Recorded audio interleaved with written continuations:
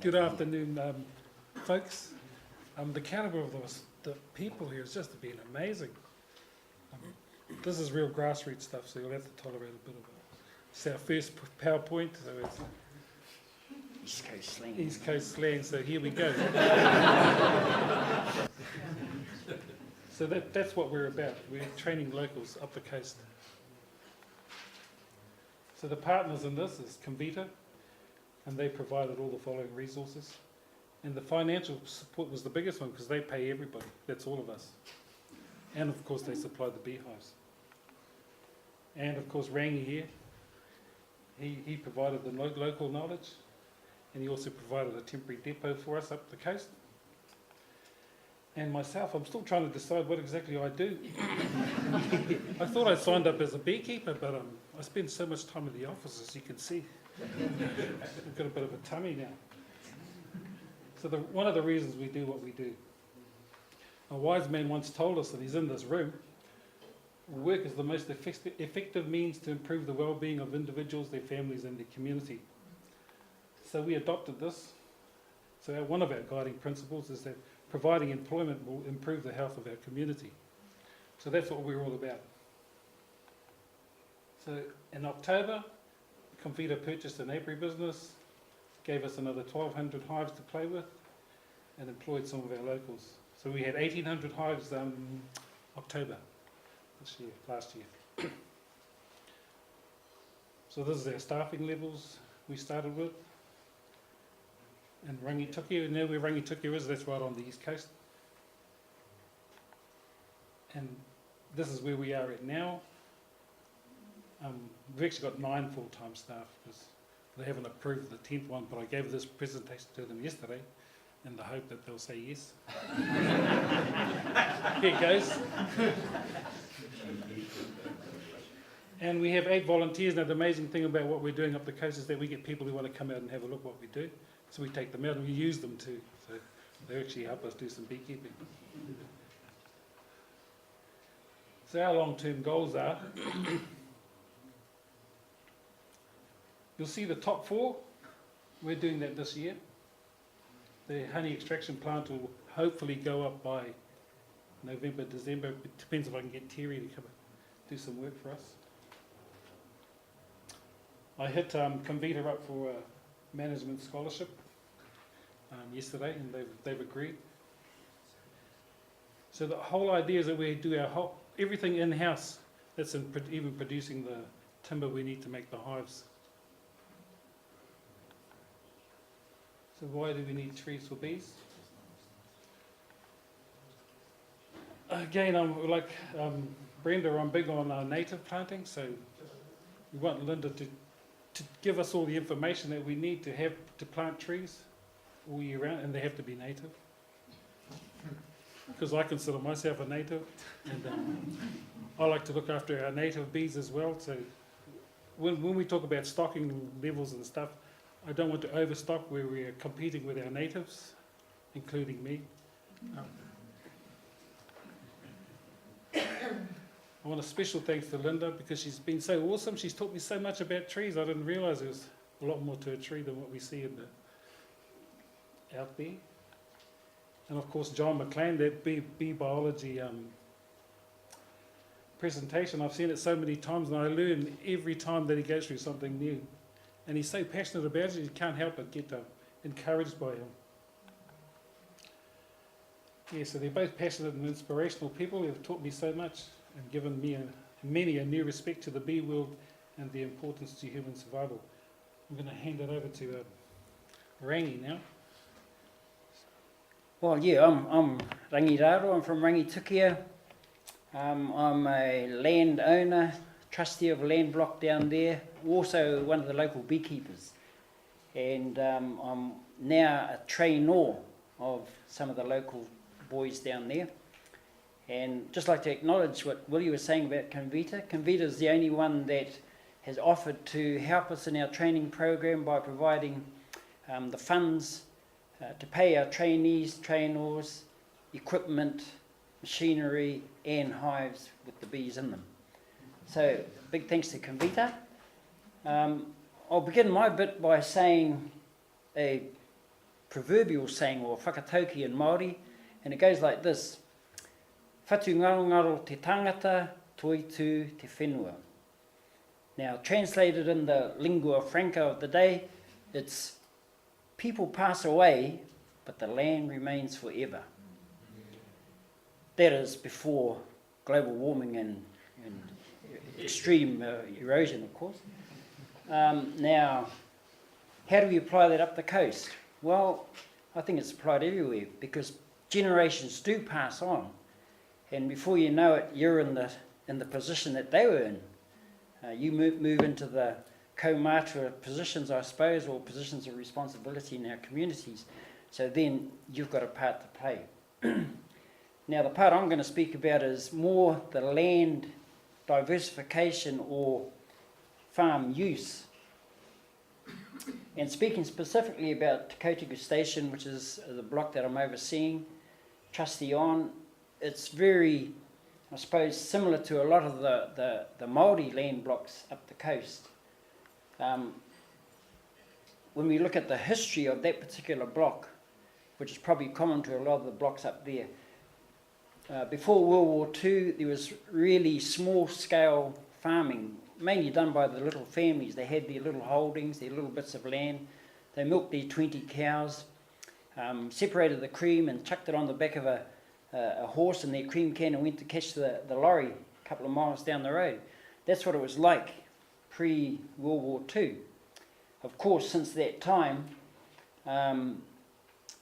farming went into a decline. People had to move away from the coast to find work or other forms of employment. Some went into training programs. But a lot of the rural land up there was depopulated, you could say. I can remember my dad saying way back in those early days, they could get 3 senior rugby teams just from in the Rangi area, which is a very small area. But we know on the whole of the Rangi area, you're barely scratching to get a senior team now. That's just the scale of the depopulation. And so the land, I suppose you could say, stopped development programs or struggled to maintain their development at the time. And having said that, during those periods there were a whole heap of land uses that were trialled, which included kumara planting, you got maize, which is still there, sweet corn. There's a whole heap of things that were trialled up there, including in the 1980s, grapes. Grapes was planted. I think Robert Muldoon actually opened the whole grape scenario up there. And when I moved back to the coast in '85, I think they had just finished chopping all those grapes off at ground level, which is just a big waste. But on our particular block in 1980, the Māori Affairs came in under the Part 24 scheme and did a big development program, not just on our blocks, but some of the others. The agreements were that they would develop our blocks fully, stock them, pay off the debts incurred in doing that, and then hand the blocks back to the owners as a going concern. Of course, they withdrew 8 years later, saying it was uneconomic, and gave it back to us. And we says, we'll take the debt with you, we'll have the land back. Thank you very much. But from that time onwards, you could see reversion was very evident on the land blocks, typical of a lot of the Māori blocks up there. Struggled to keep things going. Which meant a lot of the landowners had to diversify into a number of things to try and earn some form of income to keep their blocks viable. On our particular block, we started going into contract supply to the Manukau factory at Te Raroa for oil. We did poplar plantations. Kerry Hudson's aware of that. We were utilising government labour schemes. Went into a tourism venture. We had a backpacker successfully operating up there at that time. And where the block is right now is those things basically have fizzled out due to a number of things. And so we're now at the point where we're looking at what other thing can we get into to generate some form of income for our blocks. And of course, around about the year 2000, Peter Molan was doing the big spiel around the East Coast about medical Manuka honey and its benefits. And I went to one of the meetings and I could see, oh, this sounds like a good thing to get involved in. And it was at that time that we actually bought hives and to test it out. Back then, Manuka, you were lucky to get $7 a kilo for honey back then. But as a number of entrepreneurs jumped in on the bandwagon, being herbal was one that a lot of the local beekeepers know about. Suddenly, a profile for Manuka honey was built. And of course, from that point on, the interest has just grown and grown to where it is today. So many people all of a sudden are coming out of the woodwork and want to get into beekeeping. All the big players out there all of a sudden are targeting the East Coast.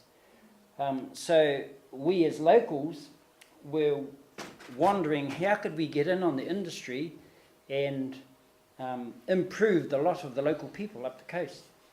And one way we thought was to try and get into this industry.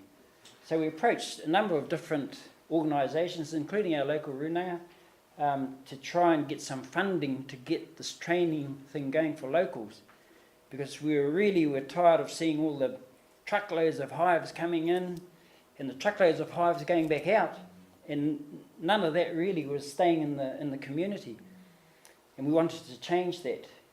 Well, Convita was the only one that agreed under our terms. We were saying, we want you to pay our trainees, we want you to pay the trainors, we want you to supply us with the hives, the vehicles, everything. And leave those hives there too, don't take them away. Well, we got a bit of a shock. Well, I don't know if it was really a shock, but they agreed. But we knew we had to play our part for the whole thing to work. We had to make sure it was going to work. And so we handpicked our trainees. We did what we had to do to make sure everything worked. And it's a hands-on training program with some in school stuff as well. But Māoris learn very fast if you show them. And so that was our thing. If we could get the people into the hives, repetition sort of goes a long way and they learn. Now the guys we got there really love the difference. We want people to get some self-esteem back, have a good income, spend it back there in the local community, and lift the whole profile of the East Coast. And hopefully this is a model that can be replicated in other parts of New Zealand. So that's what we're all about. Our future projection stuff that Willie actually touched on a lot of it. Convita are going to help us to develop a depot in the near future. Hopefully it'll include our extraction plant, some nursery development. Queen rearing is a must. Even laboratories, facilities, workshop for servicing machinery, as well as building gear needed for the whole project for beekeeping. So it's an exciting thing. That's probably that's our old wool shed there. Not a very good picture, but we've got one of those cheap camera things. That's my iPhone one. Oh, it's the same. One of those cheap rubbish ones. Must be a Chinese one. But hopefully in a year that's going to have a big facelift. It's going to change from that. But that's all going to be incorporated in the site for the depot. There's plenty of room for storage, etc. there. It's going to be landscaped. The accommodation, those huts were actually backpacker huts.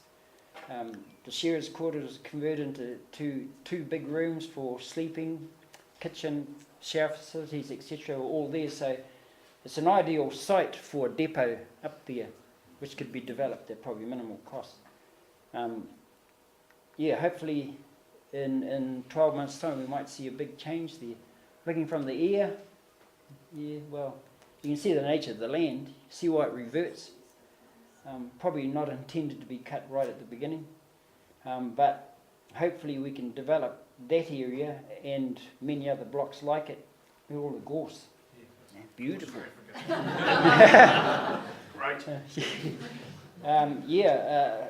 That's typical of a lot of blocks up there, and hopefully there's going to be a future for the blocks up there diversifying into the honey industry, and I'm sure you'll agree that there is. Well, I think I've done my dash, and second bell.